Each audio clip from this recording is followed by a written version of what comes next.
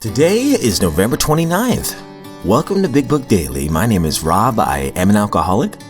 It is a thrill, honor, and joy to be here with you today as we journey through the Big Book of Alcoholics Anonymous and the 12 Steps and 12 Traditions. Today out of the Big Book, we're going to continue our journey through Chapter 9, The Family Afterward. Today we'll be reading page 134. Out of the 12 and 12, we're on Tradition 6. We'll read 157, and we'll read the 24 hours a day and daily reflection. Hope y'all are doing well this morning, my friends. We've been given a brand new set of 24 hours. We might be a little bit hungover from all the food we ate yesterday, but at least we're not hungover from alcohol. Hopefully not. But if you are and you're hearing this, I'm so excited that you're here. Today could be that day where you make that first baby step toward change. So with that, let's get to the good stuff.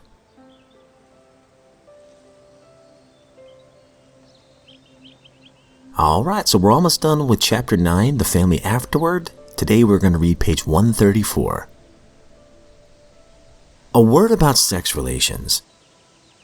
Alcohol is so sexually stimulating to some men that they have overindulged.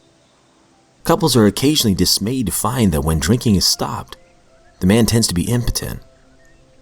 Unless the reason is understood, there may be an emotional upset. Some of us have had this experience, only to enjoy in a few months a finer intimacy than ever. There should be no hesitancy in consulting a doctor or psychiatrist if the condition persists. We do not know of many cases where this difficulty lasted long. The alcoholic may find it hard to reestablish friendly relations with his children. Their young minds were impressionable while he was drinking.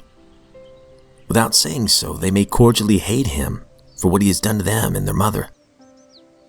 The children are sometimes dominated by a pathetic hardness and cynicism. They cannot seem to forgive and forget.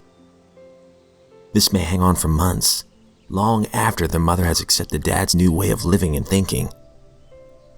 In time, they will see that he is a new man, and in their own way, they'll let him know it. When this happens, they can be invited to join a morning meditation. Then they can take part in the daily discussion without rancor or bias. From that point on, progress will be rapid. Marvelous results will often follow such a reunion.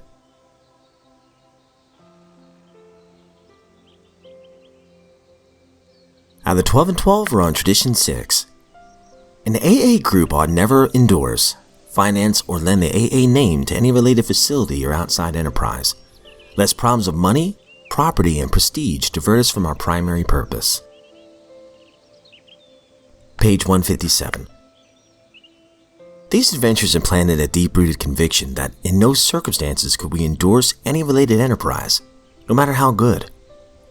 We of Alcoholics Anonymous cannot be all things to all men, nor should we try. Years ago, this principle of no endorsement was put to a vital test.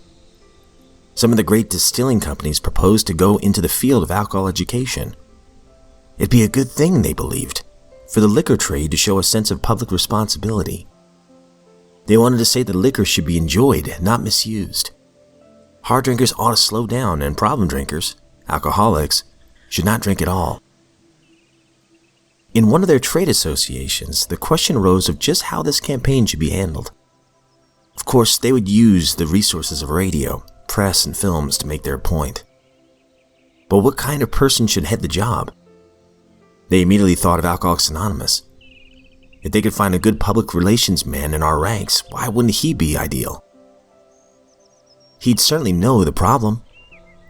His connection with AA would be valuable because the fellowship stood high in public favor and had an enemy in the world. Soon they spotted their man, an AA with the necessary experience. Straight away, he appeared at New York's AA headquarters asking, "Is there anything in our tradition that suggests that I shouldn't take a job like this one? This kind of education seems good to me, and it's not too controversial. Do you headquarters folks see any bugs in it?"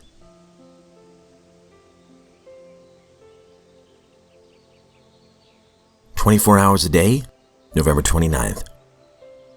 AA thought for the day. The AA way is the way of sobriety. And yet there are slips. Why do these slips occur? Why don't we all accept AA and stay sober from then on? There are many reasons, but it is proved without exception that once we have become alcoholics, we can never drink successfully again. This has never been disproved by any case that we know of. Many alcoholics have tried drinking after a period of sobriety from a few days to a few years, and no one that we know of has been successful in becoming a normal drinker. Could I be the only exception to this rule? Meditation for the day. We are gathered together in thy name. First, we're gathered together, bound by a common loyalty to God and to each other. When this condition has been fulfilled, then God is present with us. When God is there and one with us, then we voice a common prayer. Then it follows that our prayer will be answered according to God's will.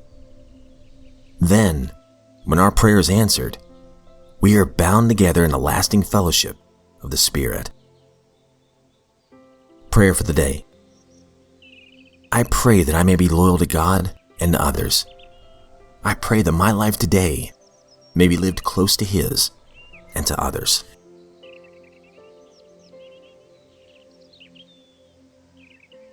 Daily Reflection, November 29th. Active Guardians. To us, however, it represents far more than a sound public relations policy. It's more than a denial of self-seeking. This tradition is a constant and practical reminder that personal ambition has no place in AA. In it, each member becomes an active guardian of our fellowship. 12 Steps and 12 Traditions, page 183. The basic concept of humility is expressed in the 11th tradition. It allows me to participate completely in the program in such a simple yet profound manner. It fulfills my needs to be an integral part of a significant whole. Humility brings me closer to the actual spirit of togetherness and oneness, without which I cannot stay sober. In remembering that every member is an example of sobriety, each one living the 11th tradition, I'm able to experience freedom because each one of us is anonymous.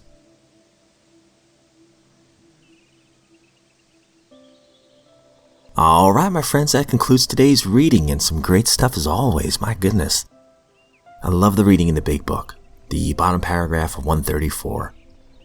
Talking about the man who's a family man who's been drinking for a long time, but now he's suddenly sober. Doesn't mean all the problems go away immediately. And it says right here, in time they will see that he is a new man, and in their own way, they'll let him know it. Time is a big one. Sometimes when we're making amends, we want to slam on that acceleration pedal, right? We want them to believe right away that, hey, we're different. I don't want you to hate me anymore. And I shouldn't say we. And I hope and I pray that they forgive me quickly. But I have to remember, hey, if I acted this way for so many years, how can I ever expect them to forgive me so quickly? It's going to take time and consistency and persistence to show my family I don't want to be that guy anymore. And I want to make up for lost time. So for me, it has to be a concept of working the steps every single day of my life. I just can't think of the program when I go to a certain fellowship or anything like that. I have to show them integrity every day and honesty and willingness to work and to admit my faults every day, to work the 12 steps in my life every day. And then hopefully, as it says here on 134, they'll see that I am a new man.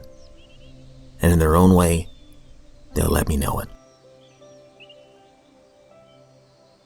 So with that, my friends, that's all we have time for today. I hope you have a great one. As always, please know I don't speak on behalf of AA, NA, Al-Anon, any other sect or denomination and recovery group. I'm not a professional narrator, obviously. I'm just a guy who wanted to read through these pages of the book for about a year. And we're almost there. It's hard to believe. But you know what? All we have is today, and I hope you have a great one. If we're given another set of 24 hours, I look forward to seeing you right back here tomorrow.